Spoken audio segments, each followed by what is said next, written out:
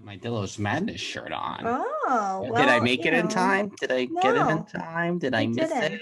You missed it. It's over now. Bummer. Had this for the last 2 episodes of the Dillos Madness live stream. Did I remember to put it on and bring it with me when I went upstate? No. The answer was no. Will you be wearing that in the Disney parks next month when you go? Yes, and I hope that everyone will hashtag Dillos Madness when they take my picture. Oh, yeah. When they stop you. They're like, hey, that's Frank. Sound the horn. Exactly. You'll just hear that. You'll be walking down Main Street. Hey, Frank, sound the horn. Still These things don't happen. Hi, everybody. Oh, hi. Thanks so much for checking out our YouTube channel here. She is Jen. Hello. And I am Frank. Oh, when the lights go out in the city. And scene. Okay. That was a dramatic lighting effect to introduce the title of this episode of something we like to call What's in the Attic. In the attic. Wow. So this is the second season. We're at like the midway point of the second season. How many episodes in the season of What's in the Attic? Do we know? How many were in the first one? Maybe we should just keep doing that, or we'll just go for 300 in this one. I don't know.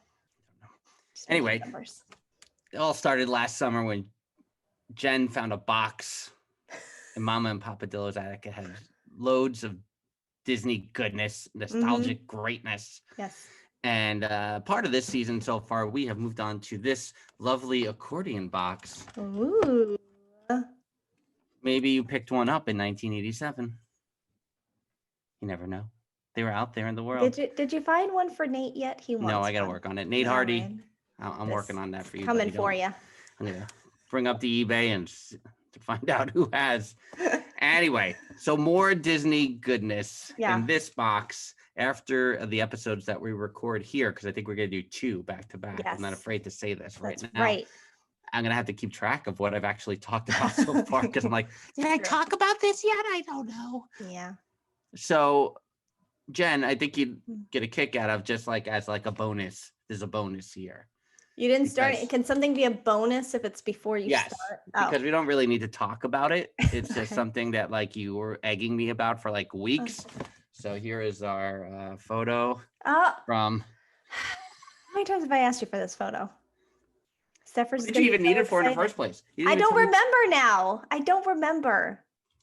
So I only had like a cropped like photo of it. Yeah.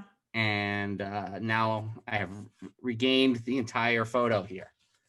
So the ring light is in the reflection. Let's see if I can try to get it. Where are we? There we are in the back there. In the back. I have my awesome sleeveless Disney's Yacht Club shirt. Yeah. This is like 2004. Or it's 4, I think, when we took this picture. The last time I was in Universal. And maybe that's why. It was probably after we were talking about Universal and how long it's been. And I wanted that picture to just post, here's the last time I was there. Based on my hairstyle and receding hairline, I'm going to say that's 2004. But that sleeveless Yacht Club shirt, even though my picture was taken in 2004, and I probably had it when I was still living in Florida in the mid-90s, was only retired in 2018. Yeah, I was going to say it's probably recently. That was a beach shirt for me. Did that no longer bring you joy? Is that what happened? No, basically moths were living in it. I think it gets to that weird whole thing that happens, and the expanding waistline, all the things.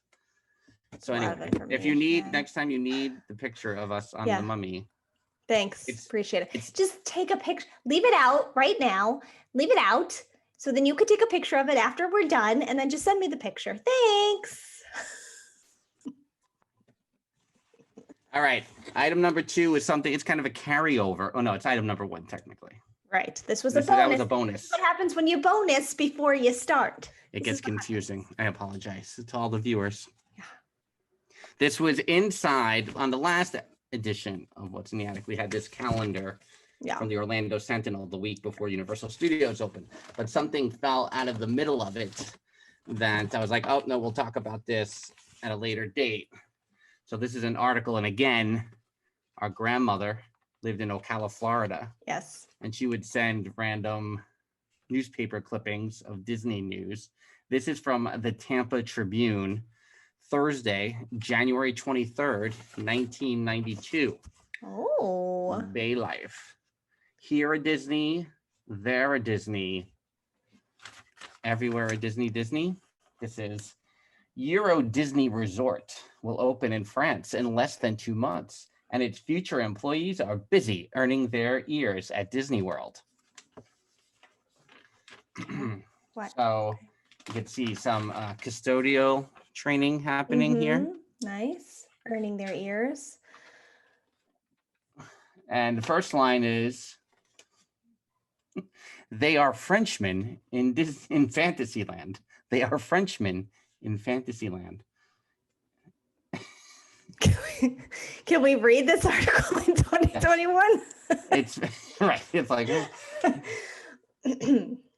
so the assessment, I'll read the whole thing. It's fantastic, you know. It's just like you're entering an all new, different world, says Frederic Lut in an accent. That wasn't my French accent, by the way. In an accent as smooth as a sip of burgundy. Who wrote this? Everything you've got in your mind just slips away. No more problems. Even when you're working, you can't be sad when you get here. No way. So going along here, it's just all about the training that was going on. I like it when it says go to the next page. It says see Europeans, page 2.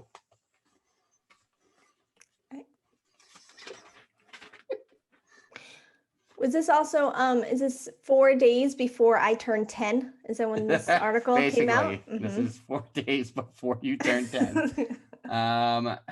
Yeah, so it's an article about the training going on at Disney World, preparing for what was then Euro Disney and what is now Disneyland Paris. So among 12,000 Europeans who have snagged coveted jobs with the newest Walt Disney Resort, Euro Disney. They are spending 1 month at Disney World training for careers as custodial managers at Euro Disneyland. Okay. So just to say out loud, because I've been to Disneyland Paris. Yeah. Have I been to Disneyland? No. Have I been to Disneyland Paris? Yes. It was much to the chagrin of Mrs. Big. We're in Paris and we're going to Disney? That's right. Basically, I want to do 2 things in Paris. I mean, basically, so that's one of them. But, I think it's often said that the cast member experience in Euro Disneyland Paris is not on par with the other parks. I'm not here to dispute that. There's definitely a vibe that is not the same as Walt Disney World. I'll leave it at that. I'm not gonna trash what they're doing or anything. It's not. It's on the negative about it. It's just you could tell there's a vibe that is not the same as Walt Disney World. There. There's also an article on the side here. Euro Disney bound restaurateur saves a recipe for success. Francois smiled at us as his waiter poured another glass of wine. The waiter, completely oblivious to traditional continental decorum, chatted merrily away and away and away. Francois held his smile patiently as the young man continued to expound on God, man, and the universe. That is what I want to take back with me in France to Euro Disney. I think I like the way American waiters interact with their guests.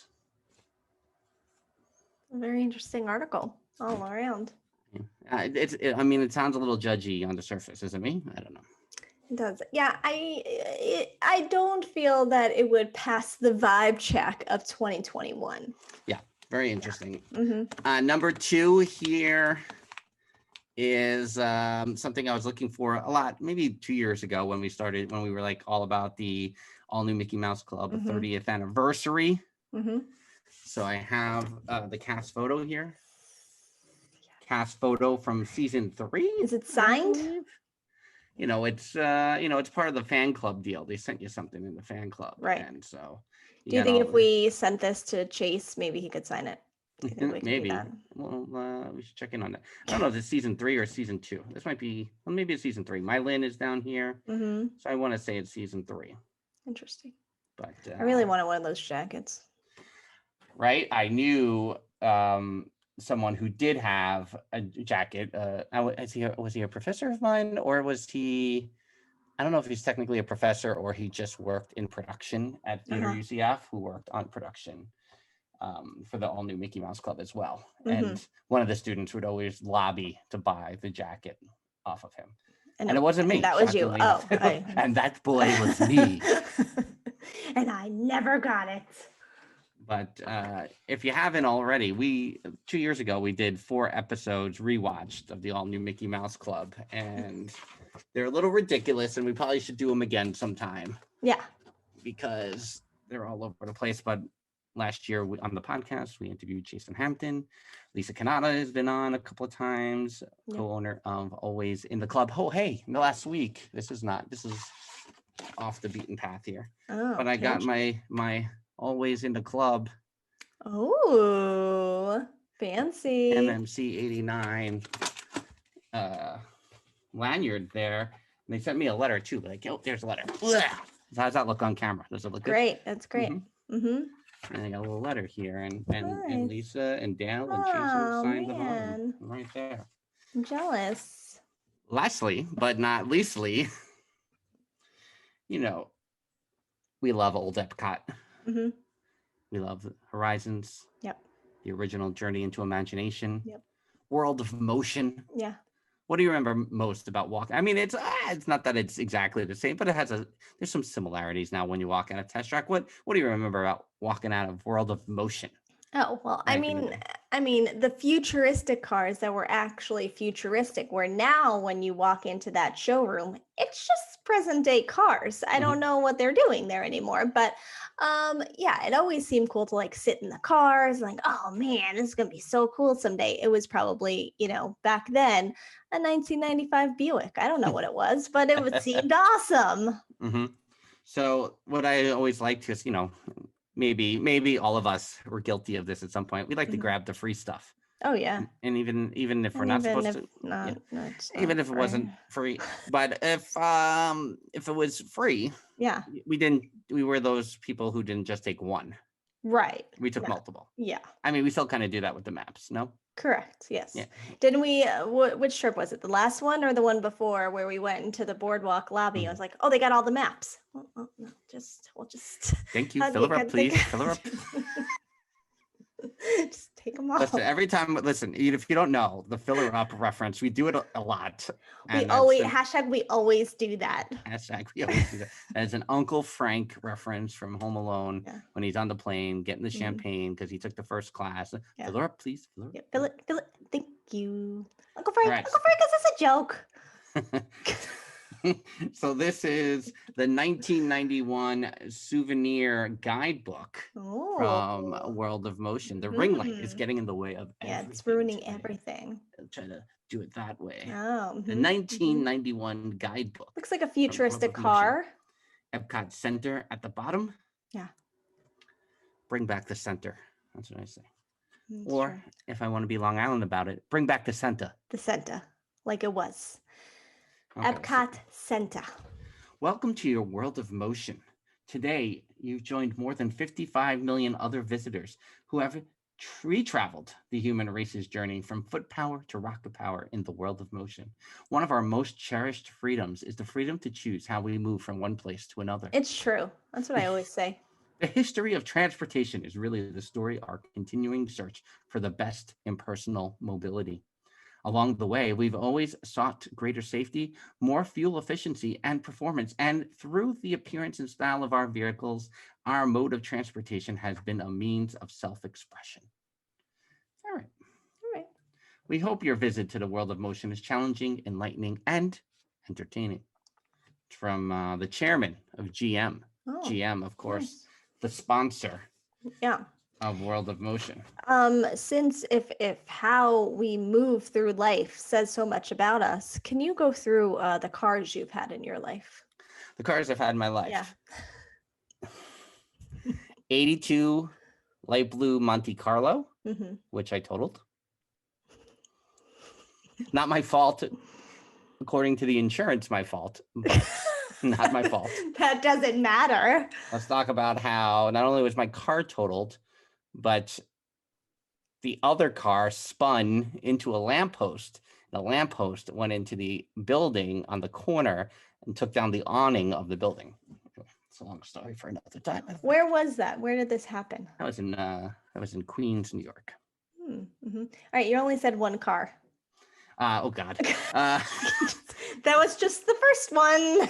And then I had an 85 Oldsmobile. Oh. A Cutlass Calais, as it were. And that promptly died. You know, Wesley Mann, when he was on the podcast, and if we haven't already, we're going to put up some videos corresponding to our podcast with Wesley Mann of Adventures in Wonderland fame and Back to the Future 2, Night Court, Golden Girls, etc. He told a story about transporting cars across the country. So when I moved to Orlando, the 85 Oldsmobile was sent to Orlando. And my next car, which I think was a 90 Buick Century, maybe, was also transported to Orlando. That's for whatever reason. Both of those cars came off the truck worse than when they left. Because I have no doubt some shenanigans went on with taking better parts out of the car and putting in worse parts. No doubt. That's a big accusation. And then you rode your bike around UCF, right? I did ride my bike around UCF until I got the car had to be shipped down because I got the job at Disney. Oh, right. If I didn't get the job at Disney, I'd still be riding my bicycle. The future of transportation is here. Is that Eva? Eva. Your experience today at the World of Motion is unique. You've seen the history of transportation as never told before, as only the Walt Disney Company could tell it. Is the Lean Machine. Oh. Do we have this car yet? So this is from 1991. It's been 30 years. This is what I'm saying. And now if you were to go into that showroom, you don't see this. What is this, a Prius? What is this? A Tesla. Prototype of a possible 21st century urban commuter car. I don't think so. Interesting. All right. So you get see those around the burbs all the time. We'll end on this note right here. It's a station wagon with the wood paneling there. Yes. Classic. We had one of those. We did. Mama Dillo had one of those. So, and on the, I'll come back here. So, on the back cover. Oh, yeah. All the pictures of the classic World of Motion scenes. Yeah, nice. And Traffic the Train. I feel like this, and I'll have to confirm this. I'm going to say something that might not be true here on What's in the Attic. I believe this train is in the Smithsonian. Ooh. Not because of its association with Epcot, but I feel like it was like a train display. I mean, I was in the Smithsonian 10 years ago. Maybe our friend Nate Hardy could confirm this. Yes. When I saw this train in one of the museums, I was like, I think that's the World of Motion train. Interesting. We need a fact check. Fact check on that. Thank you. And on that note, thanks for checking out this edition of What's in the Attic. She's Jen. I'm Frank. Bye-bye. Deuces. What's in the attic?